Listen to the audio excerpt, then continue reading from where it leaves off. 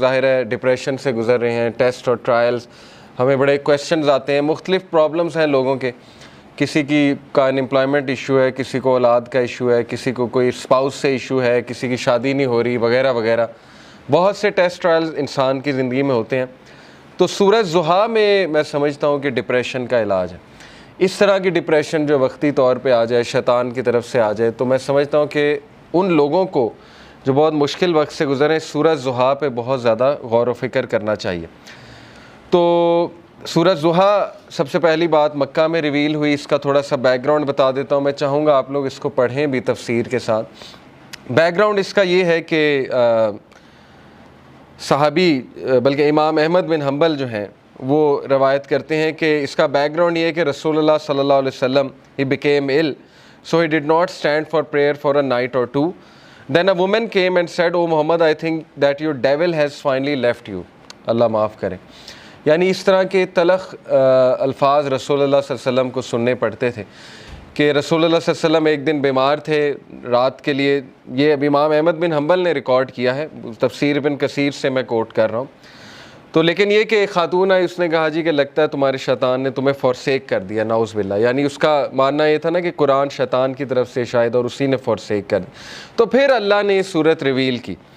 دوسرا بخاری، مسلم، ترمذی، نسائی، ان میں بھی یہ ریکارڈ کی گئی ہے حدیث، اور یہی ہے ان سب کا ویو کہ یہ اس موقع پہ ریویل ہوئی جب اللہ کے نبی صلی اللہ علیہ وسلم بہت غمگین تھے، اور اللہ کے نبی کو یہ لگ رہا تھا کہ یعنی لوگ کہہ رہے تھے نا کہ اللہ نے تمہیں فورسیک کر دیا، بلکہ یہاں تک کہ اللہ تم سے ہیٹ کرتا ہے، یہاں تک بھی ظاہر ہے کہ لوگوں نے کہا۔ تو بہرحال آئیڈولیٹرز جو تھے مشرکین، انہوں نے بھی یہی کہا کہ لگتا ہے محمد کا جو اللہ ہے، جو خدا ہے، اس نے محمد کو نعوذ باللہ نگیٹ کر دیا ہے، یا محمد کو جو ہے وہ چھوڑ دیا ہے۔ تو یہی ہے شروع کے الفاظ سورہ ضحیٰ کے، پڑھتے ہیں اعوذ باللہ من الشیطان الرجیم، بسم اللہ الرحمن الرحیم۔ والضحیٰ واللیل اذا سجا، قسم ہے آفتاب کی روشنی کی، بائی دا فور نون، آفتاب کی روشنی کی قسم ہے، واللیل اذا سجا، اور قسم ہے رات کی جب وہ چھا جائے۔ واللیل اذا سجا سے مراد ہے by the night when it darkness. ما ودعک ربک وما قلی، نہ تو چھوڑ دیا تجھے تیرے رب نے اور نہ ہی وہ تجھ سے نفرت کرتا ہے، نہ ہی وہ ناراض ہے تجھ سے، نہ ہی اس نے چھوڑ دیا ہے تجھے۔ Your Lord has neither forsaken you nor hates you. وَلَلْآخِرَةُ خَيْرٌ لَكَ مِنَ الْأُولَىٰ، and indeed the hereafter is better for you than the present، بلکہ آخرت تیرے لیے بہت بہتر ہے اس سے جو دنیا میں کرنٹلی تیرے پہ چل رہا ہے۔ تو دیکھیں 4 لیسنز اخذ ہوتے ہیں سورہ ضحیٰ سے، بڑے پاورفل 4 لیسنز انشاءاللہ، جن پہ میں آج روشنی ڈالوں گا۔ سب سے پہلے یہ پہلی 4-5 آیتیں سامنے رکھتے ہیں اور پہلے لیسن کو ہم سامنے رکھتے ہیں۔ سب سے پہلا لیسن یہ ہے کہ ایون رسول اللہ صلی اللہ علیہ وسلم غمگین ہوتے تھے، ٹھیک ہے نا؟ تو it's okay to be said. ہر انسان کی زندگی میں کچھ نہ کچھ ایسا ہے کہ اسے غم آئیں گے، اور یہ اللہ نے لائف کی نیچر بھی یہی بتائی کہ الذی خلق الموت والحیات لیبلوکم ایکم احسن عملا، کہ میں دیکھوں گا تم میں سے بہترین عمل والا کون ہے۔ تو اللہ کے نبی صلی اللہ علیہ وسلم وہ اتنے غم کی حالت میں تھے کہ اللہ تعالیٰ نے باقاعدہ گارنٹی دی کہ نہیں، آپ کو فورسیک نہیں کیا اللہ تعالیٰ نے، کیونکہ ظاہر ہے وہی بھی رک گئی تھی کچھ عرصے تک، تو حضرت جبرائیل کو مس کیا کرتے تھے اللہ کے نبی، پھر وہ روحانیت کو مس کیا کرتے تھے، تو ظاہر ہے اللہ سے اب کوئی رابطہ ڈائریکٹ نہیں ہے، پہلے حضرت جبرائیل آیا کرتے تھے، تو سوچیں کہ کتنا وہ ٹف ٹائم ہوگا ہمارے نبی پہ۔ تو سب سے پہلا لیسن یہ کہ ایون پروفٹ صلی اللہ علیہ وسلم واز سیڈ، ٹھیک ہے، it's okay to be sad.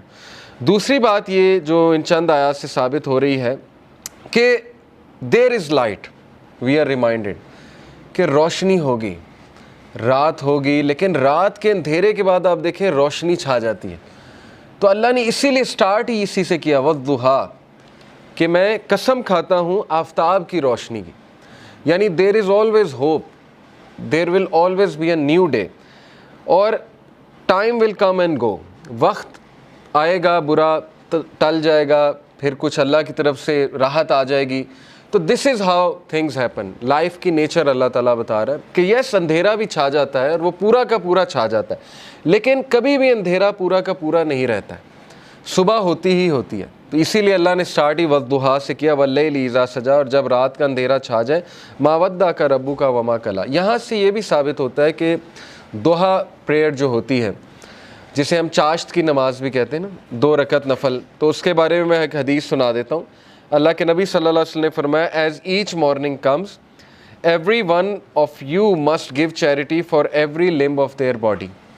جب بھی صبح کا وقت ہو تو تمہارے ہر جو اعضاء ہے اس کو صدقہ کرنا چاہیے۔ Saying Subhan Allah is an act of charity, saying alhamdulillah is an act of charity, saying la ilaha illallah is an act of charity, and saying Allahu Akbar is an act of charity۔ یہ بڑے powerful اذکار ہیں، یاد رکھیں۔ سبحان اللہ، الحمدللہ، لا الہ الا اللہ، اللہ اکبر، اس کو ہمارے معاشرے میں ظاہر ہے چوتھا کلمہ بھی کہتے ہیں۔ بہرحال تو یہ ایک حدیث میں بھی آتا ہے کہ یہ جو اذکار ہے نا، یہ دجال جب آئے گا تو اس کے دور میں مومن کی خوراک ہوگی، جب فیمن کا دور ہوگا تو یہ مومن کی خوراک ہے یہ ذکر۔ تو بہرحال یہ اللہ کے نبی نے کہا یہ سارے الفاظ چیریٹی ہیں۔ commanding people to do good is an act of charity and forbidding evil is an act of charity.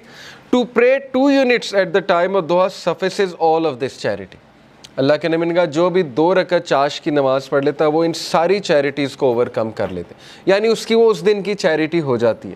یہ جتنی بھی چیریٹیز اللہ کے نبی نے بتائیں، تو یہ ہے چاش کی نماز کا جو ریوارڈ۔ چاش کی نماز جو ہے وہ سورج جب رائز ہو جاتا ہے تو اس سے لے کر ظہر کی نماز سے تھوڑا سا پہلے تک، آپ کہہ لیں آج کل 11 بجے تک پڑھ سکتے ہیں، 11 سوا 11 تک غالباً، یا اس سے تھوڑا سا پہلے۔ آپ نے دیکھا ہوگا تبلیغی جماعت لے جاتی تو وہ یہ عادت ڈالتی۔ ابابیل کی نماز بھی آپ نے سنا ہوگا، چاش کی نماز، دوحہ کی نماز، یہ ساری۔ ہم بات کر رہے تھے لیسنز کی، تو لیسن یہ چند آیات سے یہ نکلا کہ ہر اندھیری رات کے بعد روشنی آنی ہے، کبھی بھی سچویشن سیم نہیں رہتی۔ تو مومن کو کبھی بھی ہوپ لیس نہیں ہونا چاہیے کسی بھی سچویشن کے بارے میں۔ ہوپ ہی ایک ایسی چیز ہے نا جو انسان کو زندہ رکھتی ہے، ہوپ ہی ایک ایسی چیز ہے جو انسان کو ہیلدی رکھتی ہے۔ تو اللہ تعالیٰ ہوپ دلا رہا ہے، یہ اللہ کے الفاظ ہیں، یہ کسی انسان کے الفاظ نہیں ہیں کہ اللہ تجھے نہیں چھوڑ سکتا، نہ اللہ تجھ سے ہیٹڈ کرتا ہے۔ بس یہ اللہ کے کچھ طریقے ہوتے ہیں انسان کو ٹیسٹ کرنے کے لیے، انسان کو کچھ سکھانے کے لیے۔